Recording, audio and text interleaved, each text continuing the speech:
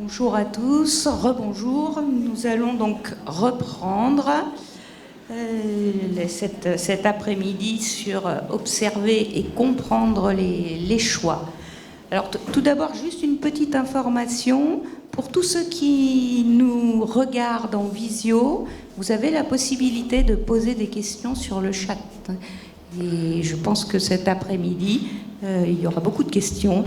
Et Mme Brunkin les relaiera sans problème. Bien, alors, nous allons commencer cet après-midi par un sujet tout à fait particulier, l'observation partagée sur la qualité de vie. Ça a été redit ce matin par plusieurs conférenciers. Il faut pouvoir évaluer cette qualité de vie, ce qui permettra peut-être de favoriser cette autodétermination. C'est le premier des enjeux. On n'est pas sûr, je décide ce que je vais faire pour travailler, je décide véritablement où j'habite. On est avant tout, je voudrais pouvoir sourire, je voudrais pouvoir être confortable, et je vous donne des éléments pour cela. Donc, le docteur Anne-Marie Boutin, qui est pédiatre, qui a été pendant des années responsable de l'hôpital de La Roche-Guyon, puis directrice médicale du CESAP, qui est maintenant administratif au GPF, etc., présidente du CERE, qui a vu toute l'évolution au cours de ces années, va nous présenter ce long travail qui a fait suite à la recherche sur la qualité de vie, de ce déplacement de la position pour regarder ce que les personnes polyhandicapées peuvent ressentir. Et pour cela, il faut croiser les regards. Donc, je vais lui passer la parole. Cette recherche, elle est poursuivie, elle continue, elle devrait permettre à tout un chacun ici de pouvoir participer à cette observation en travaillant sur ce guide. Je m'arrête là. Bien, alors bonjour. Je vais donc vous parler du guide d'observation partagée de la qualité de vie de l'enfant adolescent polyhandicapé comme un outil pour favoriser l'autodétermination. Alors, un petit peu d'histoire, comme disait Catherine, mon grand âge me permet d'avoir ce recul. Depuis les années 60, la reconnaissance et la connaissance des personnes polyhandicapées évoluent, même si, bien sûr, il reste beaucoup d'aspects à aborder. La meilleure appréhension de leurs spécificités permet de répondre de façon plus adaptée à leurs besoins, à leurs attentes, leurs souhaits et ceux de leur famille.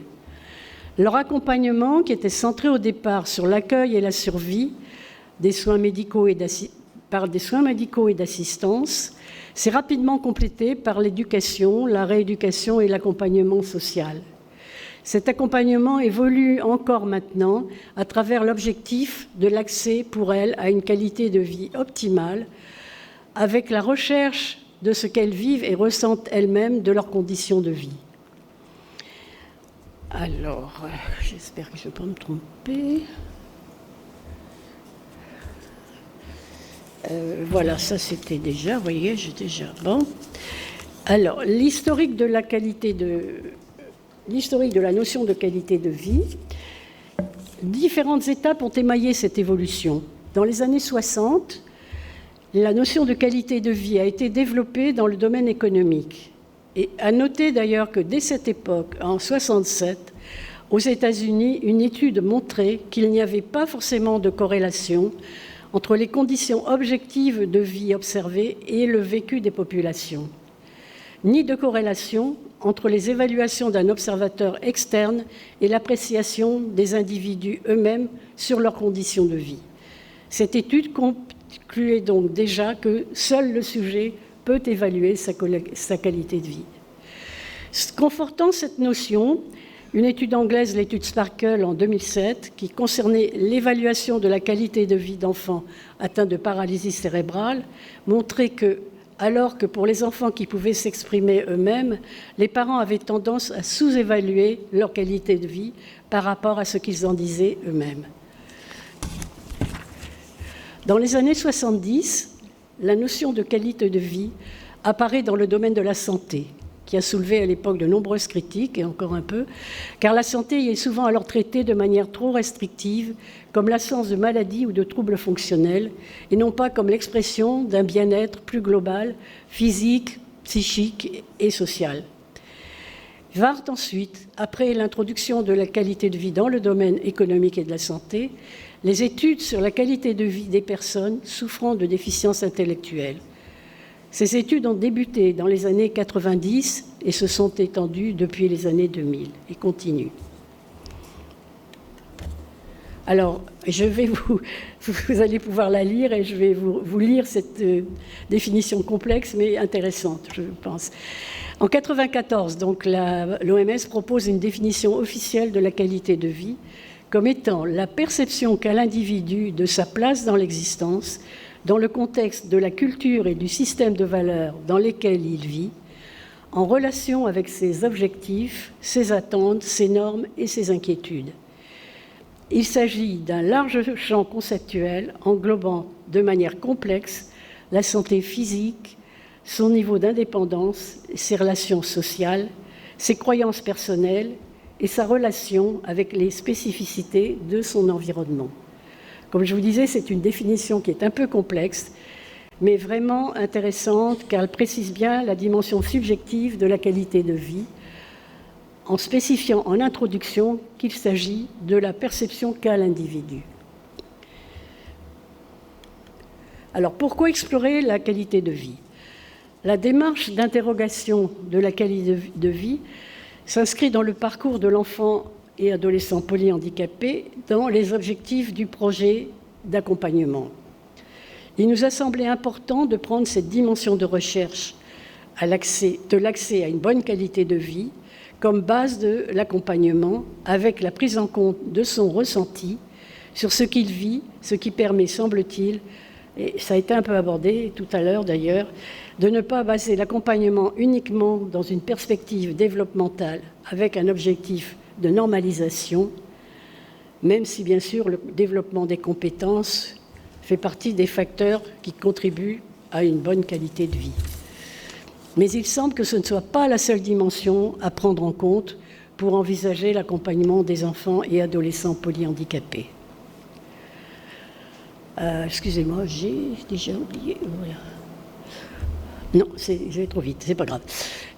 Cet accompagnement de l'enfant adolescent polyhandicapé ne peut se penser sans la recherche pour lui, dans tous les domaines, vie quotidienne, soins, apprentissage, d'une qualité de vie la meilleure possible.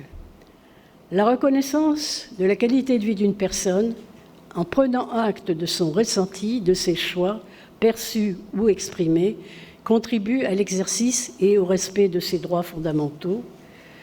Et comme le développe le référentiel HAS et les recommandations de bonnes pratiques, la personne handicapée, donc polyhandicapée, est une interlocutrice à part entière et l'on se doit de respecter sa participation et favoriser son autodétermination. L'observation et la prise en compte des ressentis de la personne dans les différentes situations de vie où elle se trouve paraît donc être une base indispensable pour favoriser son autodétermination. Alors, comment explorer cette dimension de qualité de vie ? Associée aux réflexions théoriques, des échelles de mesure de qualité de vie ont été construites. Ces échelles explorent différents domaines avec un certain nombre d'indicateurs, les items, dans chacun de ces domaines. Les domaines cherchant à recouvrer les différents aspects de la vie de la personne. Ils sont en nombre variable, suivant les spécialistes, ça a évolué, c'était 8 au départ. D'autres travaux ont montré que 5 domaines étaient suffisants pour explorer la qualité de vie. Et l'équipe de Louvain, qui est très spécialisée dans les recherches pour les PIMD polyhandicapés, ont montré que le modèle d'observation et de construction d'échelle fondé sur ces 5 domaines peut s'appliquer aux personnes polyhandicapées. Il y a 2 temps dans l'appréciation de la qualité de vie. l'identification d'un certain nombre de domaines définis par des caractéristiques objectives, puis l'attribution par les individus d'une valeur subjective aux aspects objectifs. Et donc 2 dimensions, donner un aperçu global et multidimensionnel de la vie de la personne, ce qui permet d'identifier et de mieux adapter les soutiens nécessaires. Et une deuxième, prendre en compte, le plus important sans doute, prendre en compte le point de vue subjectif de la personne sur ce qu'elle vit dans les différentes situations de vie où elle se trouve, et donc aussi sur les services et politiques proposés.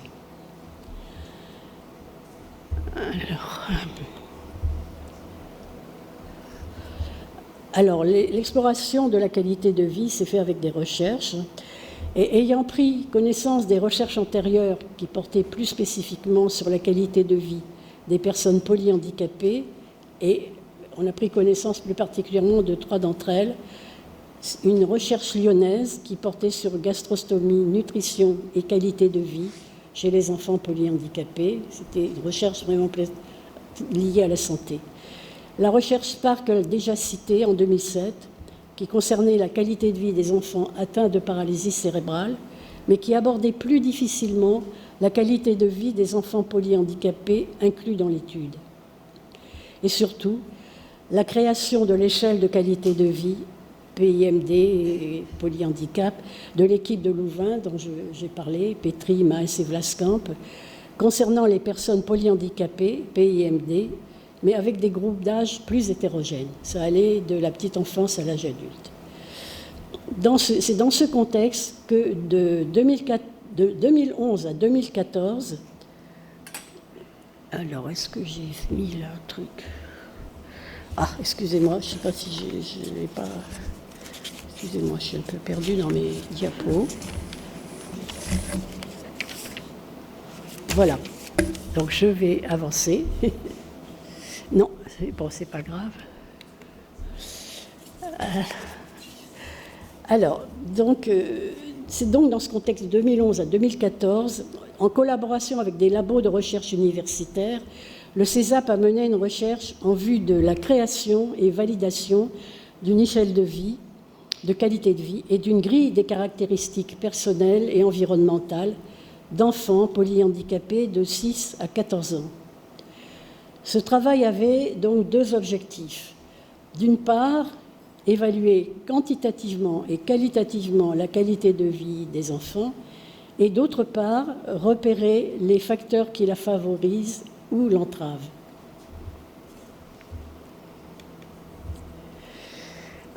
Cette échelle n'a pu être validée pour des raisons méthodologiques, mais elle a permis de construire bon nombre d'outils relatifs à la qualité de vie des enfants polyhandicapés qui ont été repris pour l'élaboration du guide dont je vais vous parler.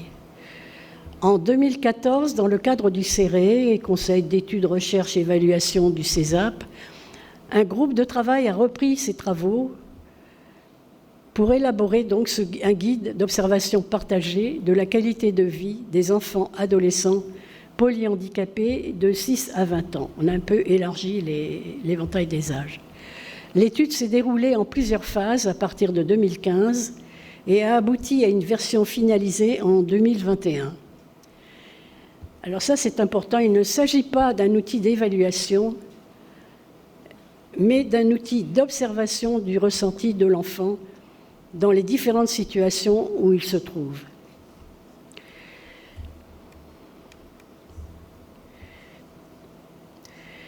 Alors, dans ce guide, l'observation partagée de la qualité de vie de l'enfant adolescent et polyhandicapé, l'évaluation qualitative de la qualité de vie se pratique en 2 étapes. J'en ai un petit peu parlé tout à l'heure, l'exploration des 5 domaines recouvrant les différentes situations de vie de la personne, avec un certain nombre de questions, les items, dans chacun de ces domaines.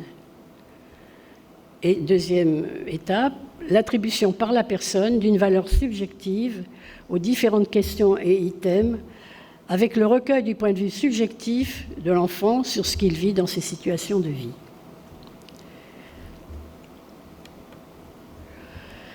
Alors, la population concernée par le guide, comme je vous disais, sont les enfants adolescents de 6 à 20 ans en situation de polyhandicap, quelle qu'en soit l'étiologie, avec une déficience intellectuelle sévère, une absence de langage et absence de marche autonome, et qui ont besoin d'une aide pour toutes les activités quotidiennes. Les 5 domaines explorés dans le guide sont repris à partir d'autres travaux sur la qualité de vie des personnes polyhandicapées, avec un certain nombre d'items, et là il y en a 59, explorant le ressenti de la personne dans ces différents domaines. Alors, ces 5 domaines, ils sont notés là, avec leurs items sont donc le bien-être matériel avec 11 items. Là, j'ai mis un exemple pour chaque domaine. Donc, bien-être matériel, bien-être physique, bien-être social, bien-être émotionnel et bien-être lors de la vie quotidienne et des activités. Ces 5 domaines ont été déjà repérés par les équipes qui ont fait des travaux antérieurs sur la qualité de vie. Il nous a semblé qu'ils étaient valables sur la qualité de vie des personnes polyhandicapées. Et donc là, j'ai noté quelques exemples d'items dans chacun des 5 domaines. Pour le bien-être matériel, par exemple, l'enfant et adolescent se sent bien dans ses installations de nuit. Pour le bien-être physique, l'enfant et l'adolescent montrent des signes de douleur quand on le mobilise. Le bien-être social, l'enfant et l'adolescent prend plaisir aux activités collectives. Pour le bien-être émotionnel, l'enfant et l'adolescent manifestent plutôt de la tristesse et lors des activités de la vie quotidienne, l'enfant ado apprécie le moment de la toilette. C'est des exemples, hein. Je vous ai mis le nombre d'items, pour chaque domaine, il y en a beaucoup plus. Et la réponse aux questions qui sont d'accord, oui par moment, pas du tout d'accord, ne sait pas, ne s'applique pas. Et c'est ça qui permet de préciser le ressenti de l'enfant adolescent dans ces différentes situations.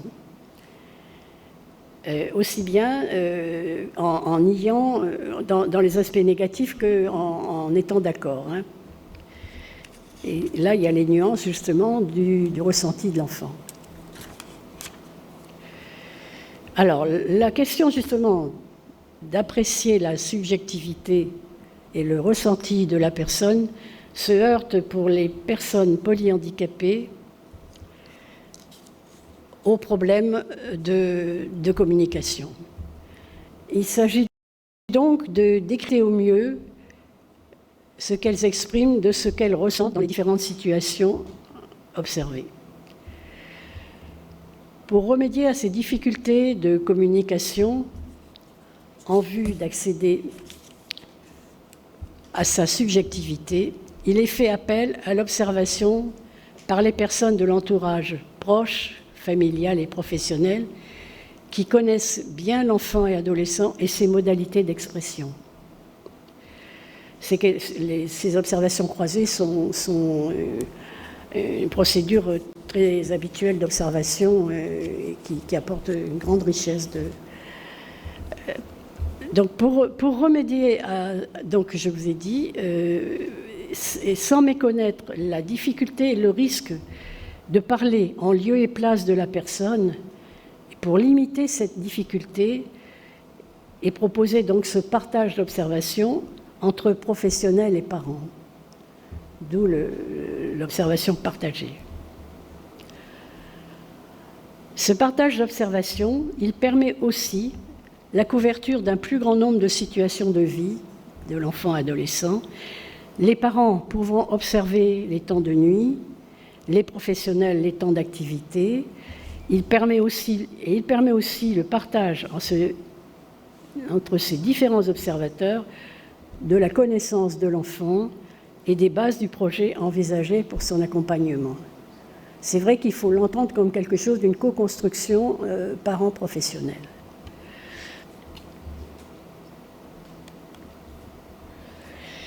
Par ailleurs, on a une grande difficulté, je veux le souligner, de repérer l'expression de la subjectivité, leur expression des ressentis de l'enfant. Et donc, pour cela, un questionnaire de repérage des modalités d'expression de l'enfant et de son ressenti est proposé avec les grilles d'observation et permet l'identification partagée et nommée de ces modalités d'expression par les différents observateurs et a donc pour objectif de permettre d'attribuer au plus près un niveau de réponse homogène aux situations observées. Alors, quelques exemples de ces questions. Quels sont les signes qui permettent de dire que l'enfant adolescent se sent bien ?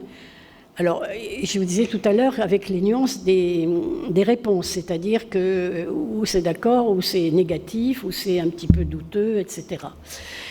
Quels sont les signes qui permettent de dire que l'enfant apprécie quelque chose ? Et quels sont les signes qui permettent de dire que l'enfant adolescent souffre ? Et quels sont les signes qui permettent de dire que l'enfant adolescent est affecté par quelque chose? Et quels sont les signes qui permettent de dire que l'enfant adolescent s'oppose? Donc c'est vraiment une mise en commun du repérage par les professionnels et les parents des signes qu'ils ont observés dans ces différentes situations et à qui ils attribuent une valeur d'expression.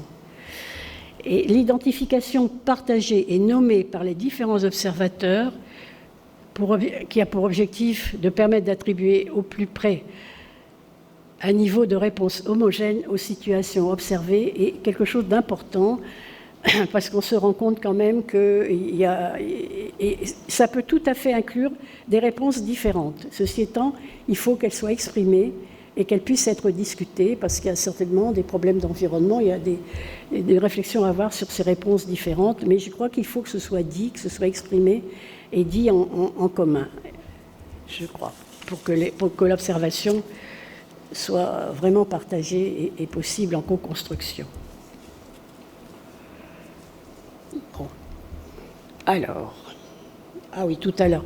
Bon, ben je vous ai, excusez-moi, je me suis trompée. Bon, voilà, je vous ai parlé de l'observation partagée et de ses avantages et de l'intérêt qu'elle présente. Voilà. Et j'arrive déjà à la conclusion, donc je suis plus que dans les temps. L'accès à une qualité de vie optimale des enfants et adolescents polyhandicapés, ça c'est le préalable, nous semble être un objectif majeur de l'accompagnement.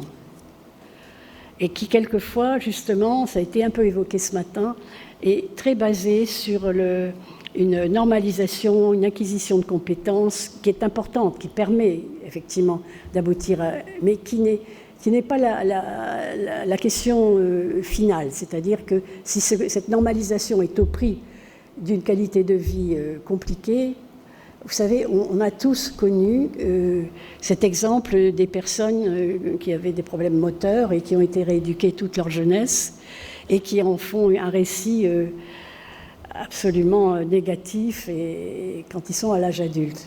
Donc c'est un petit peu ça. Donc c'est l'histoire vraiment de se baser tout le temps dans le moment de ce qui permet à l'enfant d'accéder à un bien-être. C'est vraiment quelque chose à rechercher en priorité. Et même ça n'exclut pas les situations d'apprentissage, de recherche de progrès, etc.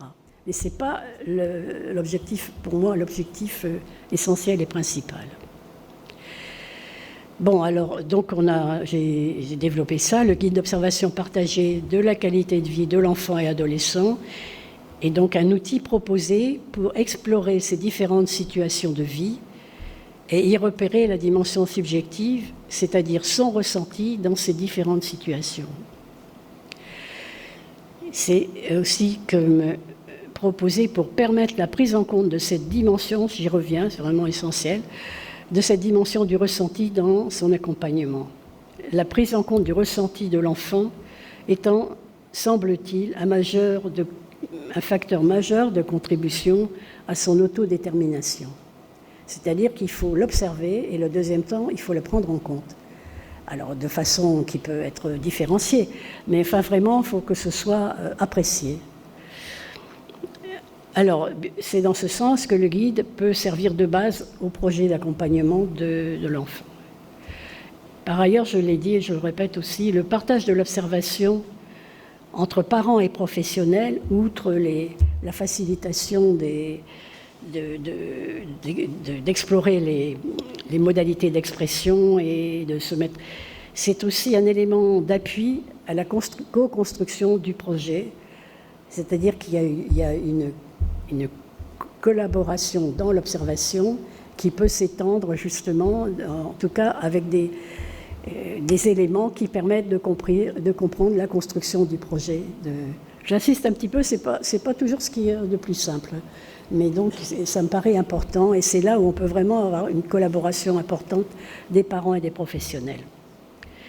Voilà, et puis ce que j'ai dit depuis le départ, la prise en compte du ressenti de l'enfant et ado est une base importante, me semble-t-il, de l'autodétermination, qui est le sujet qu'on débat aujourd'hui. Alors, juste un petit complément, j'espère qu'il est... Oui, voilà. Alors, ce fameux guide, depuis 2021, il est mis à la disposition de tous ceux qui en font la demande. Il est protégé par les droits d'auteur, sa reproduction à des fins d'accompagnement. Non, je n'ai pas mis tout ça, donc c'est des choses qu'on vous dit quand vous le demandez. Mais il peut donc être demandé au CESAP, à l'adresse qui est notée. Mais alors, quelque chose d'important aussi, c'est qu'on sollicite un retour après usage du guide, car le CESAP, avec le comité technique, souhaiterait conduire une enquête d'évaluation de l'appropriation et de l'utilité de cet outil auprès des utilisateurs. Et donc, à cette fin, une enquête est jointe au guide lors de son envoi et qui a pour objet d'améliorer le guide et d'envisager éventuellement, si on a les données, à partir des données recueillies, des recherches complémentaires, par exemple, sur les facteurs favorisant ou facilitant ou limitant la qualité de vie. Voilà, j'en ai terminé.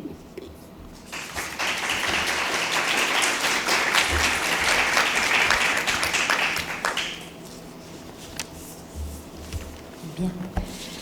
Merci Anne-Marie pour cette présentation, ce soutien, comme on nous l'a dit ce matin, à la construction de la personne. Partir autant que possible de son point de vue, en se posant les questions d'une façon décalée et en partageant les réponses. Ça paraît être une voie d'approche tout à fait intéressante. Ça demande cependant beaucoup de temps, Anne-Marie, ça demande beaucoup de temps dans le partage. Comment on peut faire? Après, je donne des questions, je laisse les questions à la salle. C'était juste le temps que vous formuliez vos questions. Comment peut-on trouver le temps de se rencontrer? C'est-à-dire que déjà, je crois qu'il y a une première... Je suis ravie de pouvoir en parler de ce guide ici, parce que, bien sûr, moi, je serais contente d'avoir fait ce travail pour qu'il soit utile au maximum de personnes. Et surtout, on est très demandeur du retour d'une enquête d'usage après utilisation du guide pour voir si on peut, d'une part, l'améliorer, parce qu'il est certainement améliorable, mais aussi si on peut, à partir de là, approfondir des recherches sur ce domaine-là et qui pourraient être intéressantes. Mais c'est vrai, les retours... Bon, il y a eu le Covid. C'est la grande question actuellement quand les choses traînent un petit peu, et ce qui est vrai en plus. Mais je suis sûre que maintenant on est reparti et que tout va très très bien marcher. Alors n'hésitez pas, si vous êtes intéressé par le guide, je vous ai mis l'adresse. Il n'y a pas de problème, au contraire, hein, on sera rapide de vous les envoyer. Y a-t-il des questions dans la salle ou sur le chat? Oui. Alors, on va s'organiser.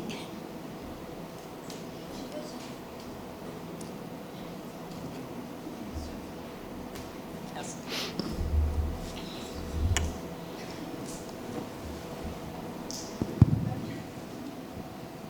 Bonjour. Bonjour. On se posait juste la question si c'était un parti pris de parler que des enfants et adolescents, parce qu'on travaille avec des adultes, et du coup, pourquoi cette grille n'est pas pour les adultes aussi? Très bonne question, parce que effectivement, c'est certainement un travail à compléter, mais il nous semble quand même que d'abord les situations de vie et puis les intérêts des adultes, enfin c'est un autre, on a déjà élargi, hein, on s'occupait que des enfants, on a élargi à l'adolescence, mais il nous semble quand même que d'aborder ces questions pour les adultes nécessiterait de retravailler un petit peu les données. Mais on n'a peut-être pas raison, mais c'est vrai que ce serait intéressant.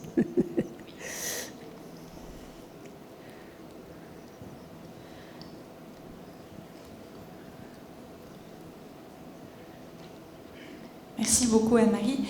J'avais une question. Les gens qui remplissent la grille répondent aux questions sur une évaluation à un moment T, c'est-à-dire depuis 2 semaines, la personne, oui.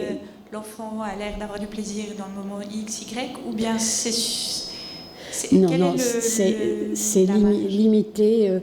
Je crois peut-être pas 2 semaines, mais enfin de l'ordre du mois ou de 2 mois. Enfin, oui, effectivement, de récent, oui. Et vous préconisez de le repasser régulièrement? Pour l'instant, on aimerait bien qu'il soit déjà passé une fois. Et je vous dis, vraiment, moi j'insiste, on est vraiment demandeur du retour de ce qu'on en fait, de l'intérêt qu'on y a trouvé, des critiques, parce qu'en plus dans l'envoi, quand les gens nous les retournent, on envoie un questionnaire d'appréciation et de remise en cause en différentes questions de la qualité de ce questionnaire, hein, et des modifications à y apporter. Donc ça, c'est le premier objectif de cette demande de retour. Et puis, ce que je vous disais, si vraiment on voit qu'il y a des données intéressantes, de voir un peu si on peut les travailler pour réfléchir aux facteurs limitants, aux facteurs favorisants, personnels, environnementaux, etc. Mais il faut qu'on voit ce qui nous est retourné pour savoir si... Dans l'idéal, ça serait sans doute bien de pouvoir imaginer ce travail avant l'écriture du projet. Alors, ouais, c'est le témoignage que je voulais juste apporter d'utilisation. Je suis chargée de mission à l'UNAPI 92 et j'accompagne une équipe qui accueille des adolescents qui étaient en grande difficulté sur la question des projets, sur ces questions.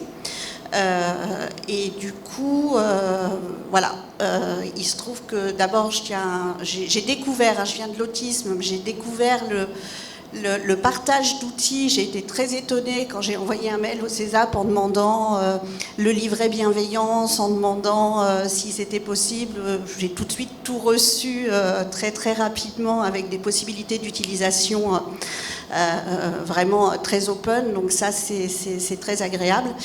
Moi, ce que j'ai constaté en fait par rapport à cette équipe qui était très en difficulté, c'est que ce guide d'observation leur a surtout permis de voir tout ce qu'ils n'avaient pas observé, tout ce qu'ils ne savaient pas et toutes les questions finalement qu'ils ne se posaient pas, tout en ayant de manière...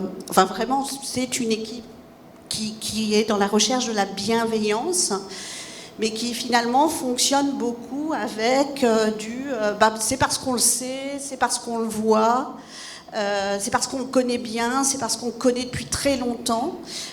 Et ça a aussi permis de mettre en évidence que les pseudo-consensus dans les équipes, par exemple, n'étaient pas aussi clairs que ça. Et ça, c'était super intéressant. Et ça a aussi permis d'ouvrir un espace de dialogue entre les parents, enfin entre les familles et les équipes sur des points de divergence d'observation qui jusqu'à présent pouvaient être conflictualisés, ou alors on sait tous ce qui peut se dire dans les équipes, sur les familles, sur le déni éventuel, sur des tas de choses, hein. On connaît tous ces choses-là. Donc moi j'ai trouvé que c'était un super outil déjà de médiation et puis de mise en question d'un certain nombre de choses. Après, sur l'utilisation des données, pour l'instant, je dirais, On en est tellement au tout début que je parierai pas pour l'instant sur la solidité et la validité des données recueillies. Mais en tout cas, ça ouvre vraiment cet espace-là et ça, c'est vraiment quelque chose qui a été intéressant. Et on l'a intégré justement comme étant un préalable à la réunion de projet, en fait. Voilà. Donc c'était un témoignage d'un tout début d'expérimentation. Voilà. Je vous remercie beaucoup pour ce retour d'usage, parce que c'est vrai que si ce guide pouvait servir à élaborer le projet personnalisé, ce serait déjà une bonne avancée. Et je voulais juste répondre aussi aux réponses divergentes. On fait très attention dans le guide de les laisser. Bien sûr qu'il faut qu'il y ait des explications au moment de l'élaboration du guide commun, mais il ne faut pas non plus, on fait attention de ne pas supprimer les réponses divergentes, parce qu'elles sont intéressantes à travailler et à repérer aussi. Voilà. Bonjour. Pour ma part, je suis psychomotricienne et formatrice. Je ne connais pas le guide d'observation partagée qui a été présenté là. Par contre, je suis une grande pratiquante et utilisatrice de la myriade. Alors, peut-être nos collègues québécois qui sont ici la connaissent. Alors, le titre exact, c'est l'échelle d'évaluation pour les personnes présentant une déficience intellectuelle sévère à profonde. Et c'est une échelle qui, du coup, présente aussi, je crois, 9 domaines, avec les questions oui, plus ou moins non. Et peut-être pour répondre à la question de « et le temps ?» Ça nous prend du temps de remplir ce genre d'échelle, de guide, d'observation. Et je trouve, pour la pratique que j'en ai, demi-heure par demi-heure, on finit par trouver du temps pour recueillir les informations ensemble, en équipe, pour envoyer le questionnaire aux parents, le remplir ensemble avec les parents. Et finalement, on aboutit à un résultat qui sera effectivement cette vue d'ensemble de ce que l'enfant, l'adolescent, l'adulte, parce que pour le coup, pour peut-être réagir aussi par là-bas, cette échelle, moi je l'utilise aussi bien pour les enfants que pour les adultes et ça marche tout aussi bien. Les questions peuvent être similaires, je ne sais pas s'il y a besoin de modifier les questions. Mais par rapport à ce qu'on est fait après, ce que je trouve très intéressant, c'est quand la réponse par moment, quelques années plus tard, quand on refait la même évaluation, la même observation, avec le même guide, eh ben, on a des réponses oui. Et là, on se dit, bingo, on a réussi notre pari d'accompagnement par rapport à l'enfant. Je me souviens d'un Léonard, on avait rempli le questionnaire en 2010, il y avait un certain nombre de résultats, avec des réponses oui, des réponses plus ou moins. Et en 2016, il faut se donner du temps, donc 6 ans plus tard, on a obtenu des réponses oui à des questions qui étaient en plus ou moins précédemment. Et je trouve que là, ça donne valeur à l'accompagnement qui a été proposé, justement dans le cadre du projet, de la réflexion qu'il peut y avoir à ce moment-là. Ça donne de la matière, ça donne du soutien à la réflexion en amont du projet et ensuite dans l'accompagnement et dans la validation ensuite de ce qu'on modifie, ce qu'on maintient, ce qu'on poursuit. Donc voilà, je voulais juste... Alors, c'est pas le guide, donc je m'empresserai d'obtenir ce guide-là, et puis peut-être aussi de voir comment on l'utilisera en plus de la myriade ou à côté de la myriade. Non, mais c'est vrai que... En tout cas, je voulais revenir sur... Mais je pense que c'est un problème de terme. Mais j'ai bien spécifié qu'il ne s'agissait pas d'une échelle, ni d'une évaluation, mais d'une observation. Donc, il n'y a pas cette notion de valeur. Ça, je crois que, pour moi, c'est important à nuancer. Mais voilà. Et toujours dans le même esprit, c'est que je crois que l'accompagnement est toujours un petit peu dans la recherche de progrès. Alors, si c'est un progrès dans l'aboutissement à une bonne qualité de vie, et bravo, on est là-dedans. Mais si c'est un progrès au niveau d'acquisition des compétences, ça peut être un plus pour la qualité de vie, ça peut être, si c'est au prix de choses très compliquées, ça peut être pas forcément un plus. Donc je crois que la recherche vraiment de progrès et de normalisation, elle est tentante, hein, on en est tous un petit peu là, mais il faut faire vraiment attention et la nuancer, à mon avis. C'est notre avis à tous, hein, il n'y a pas que le mien, mais du groupe, on était là-dedans. Une dernière question, parce que je pense que nous allons être grondés pour le temps. Bonjour, moi je suis la maman d'un adolescent de 20 ans. Je suis là, Marie. Alors j'ai une question et une remarque. D'abord la remarque pour abonder dans ce qui a été dit précédemment, que, à mon sens, ce genre d'observation partagée, c'est justement l'occasion de se poser et de mettre en jeu justement toute la subjectivité qu'on a chacun dans l'interprétation, parce qu'on parle bien d'interprétation. Finalement, voilà, on n'est pas dans la peau et dans la conscience de la personne en tant que telle. Donc chaque élément de communication, qu'il soit volontaire ou non, fait lieu à une interprétation. Et donc l'intérêt justement du croisement de ces regards, à mon avis, c'est effectivement l'intérêt du croisement des professionnels et des parents, et finalement probablement même entre les parents. Et je voudrais juste faire le lien et vous poser la question d'accompagner cet outil, justement, de l'évaluation de l'ECP. Une petite pensée pour Régine Selle au passage. Voilà, parce qu'en fait, j'ai eu l'expérience d'utiliser l'ECP, donc je me suis vraiment battue pour qu'elle soit utilisée en amont d'une des réunions de projet de vie de mon fils.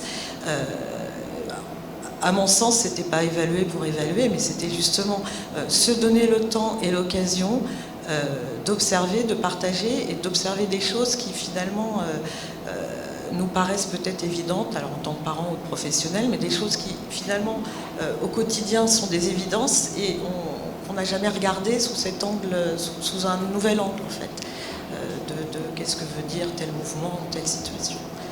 Donc voilà, c'était pour dire que l'observation partagée, elle peut même donner lieu à des découvertes au sein du couple des parents.